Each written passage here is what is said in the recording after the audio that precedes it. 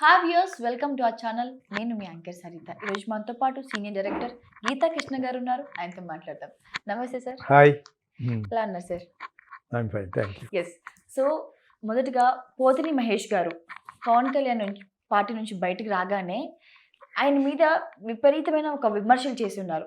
ఈ వైఎస్ఆర్సీపీకి ఎంటర్ అయ్యగానే అంటే కావాలని చేయించుంటారా? ఈయన మీద ఏదైనా అట్లాంటి వ్యక్తిగతంగా కోపం ఉంటుందా? దాని గురించి మీ మాటల్లో.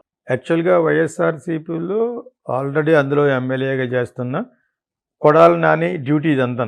పేరు నాని అని ఒక అతను కాపు, కొడాలి నాని చౌదరి కమ్మ, వీళ్ళిద్దరూ కూడా నాన్ స్టాపింగ్గా బండబూతులు తిడుతూ, పేరు నాని బండబూతులు తిట్టడు. కానీ అతను అప్పుడప్పుడు అనేవాడు పవన్ కళ్యాణ్ తిట్టడమే చంద్రబాబు నాయుడు గారిని. ఇదే బాధ్యతగా పెట్టుకుని వాళ్ళు చాలా ఫేమస్ అయిపోయారు. వాళ్ళు వచ్చారంటే స్క్రీన్ మీదకి బూతులే తిడతారు, మామూలు బూతులు కాదు, చాలా చాలా బూతులు తిడతారు అనమాట. అలవాటే కేటీఆర్కి కేసీఆర్కి వచ్చింది, ప్రైమ్ మినిస్టర్ని తిట్టే లెవెల్కి వెళ్ళిపోయారు. అది చాలా చాలా పొరపాటు. దానికి పర్యవసానాలు ఉంటాయి. ఇప్పుడు యాక్చువల్గా సేమ్ పేరున నిలబట్టలేదు, వాళ్ళ అబ్బాయి నిలబడుతున్నాడు. అదేవిధంగా కొడాలి నాని నిలబడుతున్నాడు. అది అతని మీద కొద్దిగా ప్రభావం ఉంటుంది. ఆ ప్రభావాన్ని బయటపడాలంటే బాటిల్స్ అవన్నీ ఉన్నాయి కదా, అవన్నీ ఎంత బాగా ఇస్తే అది చెప్తే అతను కొంత డెఫినెట్గా డ్యామేజ్ ఉంటుంది. ఓకే, ఇప్పుడు ఆ డ్యూటీ ఇతను విజయవాడలో ఎక్కడో ఒక సెక్షన్లో ఇతనికి ఇవ్వాలి సీటు, ఇవ్వలేకపోయాడు జనసేనలో. అతనికే ఒక గత్యంతరం లేదు. చంద్రబాబు నాయుడు కూడా ట్రావెల్ చేయడం స్టార్ట్ చేసిన తర్వాత ఏమైంది, అతనికి ఫైనల్గా కాపులందరితో తిట్లు తిని చాలా తక్కువగా ఒప్పుకున్నాడు. ఎందుకంటే అంతకుముందు ఒక సీటు రాక భయపడి, సో ఒప్పుకున్న 25 సీట్లు 24 సీట్లు కూడా కాకుండా మళ్ళీ 21 సీట్ తీసుకున్నాడు. ఆ 21లో కూడా మళ్ళీ జనసేన ప్యూర్గా ఉండేవాళ్ళు కాకుండా తెలుగుదేశం వాళ్ళే నిలబడ్డారు అందులో. సో ఇది పవన్ కళ్యాణ్ మీద వచ్చిన అపవాద అండ్ ఆల్ డిమెరిట్స్ పాయింట్స్ అనమాట. సో బై ఆల్ మీన్స్ కాపులు వర్ అఫెండెడ్. నేను ఆల్రెడీ చాలా కాలం నుంచి చెప్తున్నాను. యాక్చువల్గాను ఈ ఎలాగ అఫెండెడ్, చిరంజీవే అంతకుముందు పార్టీ పెట్టి మంచి ఊపులో ఉన్నప్పుడు కాంగ్రెస్లో కలిపేశాడు, మెయింటైన్ చేయలేక.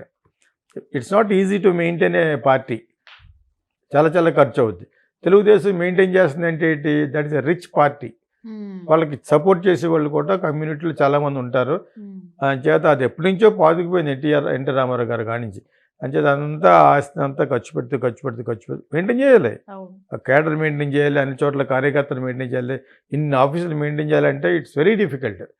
ఓకే, అది ఒక 4-5 నెలలు కూడా మెయింటైన్ చేయలేకపోతే చిరంజీవి. సో అయినా కూడా ఇతను అక్కడ ప్రజారాజ్యంలో ఉన్న దాని మీద అందులో ఉన్న కొన్ని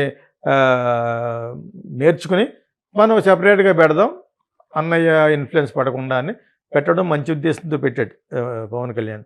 సో అప్పుడు కొంతమంది తీసుకున్నాడు అతను. అది తీసుకున్నది నాదెండ్ల మనోహర్ అని వాళ్ళని తీసుకున్నాడు.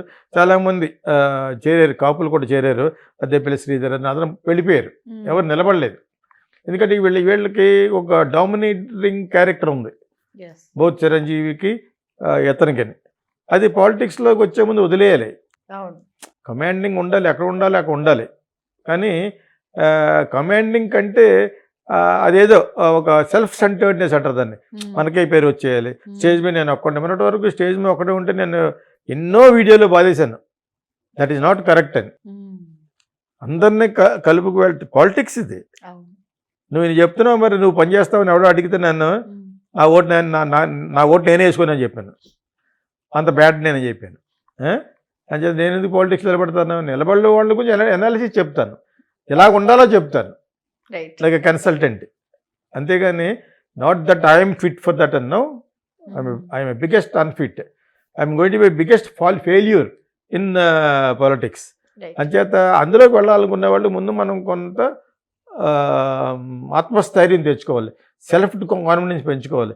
ఇలాగ చాలా చాలా వీడియోలు చెప్పిన తర్వాత నా ఛానల్లో చెప్పినప్పుడు నన్ను కూడా దాని మీద కంప్లైంట్లు కూడా ఇచ్చారు జనసేన. నేను మంచిగా ఇచ్చాను యాక్చువల్గాను, కానీ నాకు కొంచెం స్ట్రాంగ్గా ఉంటాయి అంతే. ఇవాళ పొద్దుటే ఆవిడ ఫోన్ చేసి ఫిల్మ్ ఎంక్వైరీ కోసం చేసాడు ఎప్పుడో, అందులో ఉంది గీతాకృష్ణ ఫిల్మ్ స్కూల్ ఎంక్వైరీ చేశాడు. అతనికి ఏదో డైరెక్షన్ కోర్స్ చేరాలి అనేదో ఉందన్నమాట. అది చాలా కాలం క్రితం అతను డబ్బులు కట్టలేక జాయిన్ అవ్వలేదు. సో తర్వాత జాయిన్ అవుతాను ఏదో అన్నాడు, ఈ మార్చిలోనో ఏప్రిల్లోనో. సో అతను కింద పెట్టి నువ్వు అని సంబోధించి నన్ను పవన్ కళ్యాణ్ ఓడిపోతావు అన్నావు అని అన్నాడనమాట. చెప్పు తీసి కొడతానని చెప్పాను నేనేమో నా దగ్గర ఉంది. తర్వాత గెట్ అవుట్ నన్ను ఎవడరా నువ్వు నన్ను ఎంక్వైరీ నా సినిమాలో నా ఫిల్మ్ స్కూల్లో చేరడానికి వచ్చావు, నువ్వు అలా ఉండాలి కానీ నువ్వు మళ్ళీ ఇదే నువ్వేటంటే సారీ సార్ అదే మీది వయసులో పెద్దవారా అంటే బుద్ధి లేదా? నేను ఫ్యాన్ అండి, నువ్వు ఫ్యానా గడిది ఫ్రిడ్జ్ ఎవరికి కావాలి? నువ్వు ఫ్యాన్ అయితే ఎవరికి కావాలి, ఫ్రిడ్జ్ అయితే ఎవరికి కావాలరా? Stupid, I'm throwing out. మళ్ళా వచ్చే చెప్పి బయటికి గెంటేసాను, బ్లాక్ చేసి త్రూ హిమ్ అవుట్. ఫేస్బుక్లో అంతే, ఫేస్బుక్లో అందరికి పోస్ట్ పెడతాను. నేనంటే నా నా నా యొక్క ఉద్దేశాలు లైక్ చూసులోనే ఉండండి, అదే గెట్ అవుట్. మీలో 5,000 మంది ఉంటారు కదా, అందులో 4,800 మంది మీరు రిక్వెస్ట్ చేస్తే నేను ఓకే చేశాను. నేను ఎవరిని రిక్వెస్ట్ చేయను. మ్యాక్సిమం 10 మంది అమ్మాయిలు ఉంటారు, వాళ్ళని రిక్వెస్ట్ చేసి ఉంటానని చెప్పాను. బికాజ్ నేను అందాన్ని ఆరాధిస్తాను కాబట్టి. వాళ్ళు అలా వస్తూ ఉంటాయి కదా, అటక్ కొడతాను అనమాట అందంగా ఉంటాను. అది కూడా పెడతాను అప్పుడప్పుడు. మీ అదో మోకాలు ఎవరు పడతాడు అని చెప్పాను. నేను ఎవరిని రిక్వెస్ట్ చేయలేదు వరకు లైఫ్లో. ఒక మినిమం ఒక 4-5 గర్ల్స్ అని చెప్పాను, పెడతాను అందులో. Other people if you don't want just get the hell out of my this thing అంటాను అనమాట. ఇది యాక్చువల్గానే అర్థం చేసుకోవాలి. అంతేకాని తర్వాత నేను మాట్లాడే మాటలు వినడానికి వస్తారు, అవి వినాలి. కానీ సరే కొంచెం యాంకర్ ముఖం చూస్తారు, బాగుందని అమ్మాయి అంటాడా, ఒకటి గుంట బాగుందని అంటాడు. అవన్నీ కరెక్టే, అది అయిపోయిన తర్వాత సబ్జెక్ట్ అనుకున్నాను. ఈ టోపీ ఎప్పుడు తీస్తారండి, ఇదే ఏంటిది, వాళ్ళకి అవి అవసరమయ్యి కంటెంట్ ఎవరు వింటలేదు. ఇప్పుడు పవన్ కళ్యాణ్ ఎక్కడో ఓడిపోతుంది ఎప్పుడో చెప్పాను, ఇప్పుడు కాదు అది. ఇప్పుడు ఇంకోసారి మళ్ళీ చెప్తున్నాను, ప్రతి 4 రోజులకు ఒకసారి ఒక బజ్ ఏర్పడదు ఎలక్షన్ అయ్యేలోగా. ప్రతిసారి క్యాలిక్యులేషన్ మారుతూ ఉంటాయి. అందరికీ ఆడియన్స్ చెప్పాలి మనం. ప్రతిరోజు ఒక రాయి వేసాడు ఎవడో, దాంతో బజ్ అంతేనా. తర్వాత అంతకుముందు ఏంటి, ఆ వాలంటీర్లని వెళ్ళనివ్వకుండా చేశారు చంద్రబాబు నాయుడు అంటే అతనికో బ్యాడ్. మళ్ళీ వెంటనే అతను ప్లేట్ పెరాయించేసి ఆ వాలంటీర్లకి నేను ఎగెనెస్ట్ కాదు, మీరు 5,000 ఇస్తాను, నేను 10,000 ఇస్తాను. ఎవడ బాబు సొమ్ము ఇది? జగన్ బాబు సొమ్మ, చంద్రబాబు నాయుడు బాబు సొమ్ము ఇది? ప్రజల డబ్బు అది. ప్లస్ మన బడ్జెట్ అంతా ఇస్తే డెవలప్మెంట్ లాగిపోద్ది. అసలు ఈ ఫ్రీ బీస్ అనేది పెద్ద బూతు. ఫ్రీ బీస్ ఎందుకు ఆపలేకపోతారు బీజేపీ కూడా? వాళ్ళు చేసేది అదే. ఫ్రీ బీస్ ఫ్రీగా ఇచ్చేది ఆపకపోతే దేశం పాడైపోతుంది, ఇంకొక 20-30 సంవత్సరాలు వెనక్కి వెళ్ళిపోతుంది. మీకు అర్థమైంది ఇప్పుడు? సో ఏదో ముసలి మొక్కోళ్ళకి ఏదో పెన్షన్ పడుతుందంటే అక్కడి వరకు ఓకే. అంతేగాని దొన్నపోతులాగా చదివి ఏ చేయకుండా నా కొడుకులకి వాళ్ళకి ఫ్రీ బీల్ ఏంటి? కడుపు ఉంటే ఫ్రీ బీ ఛార్జ్ చేసుకుంటుంది కాదు. ఏంటి ఫ్రీ బీల్ అన్నాను, సిగ్గులేదేంటి జగన్కి? అండ్ ప్లస్ చంద్రబాబు నాయుడు కూడా I'm asking what is this freebies అని. ఎక్కడి నుంచి ఇస్తారు ఫ్రీ బీస్? ఇప్పుడు the budget you are giving, you are borrowing money from the World Bank and you are giving కదా.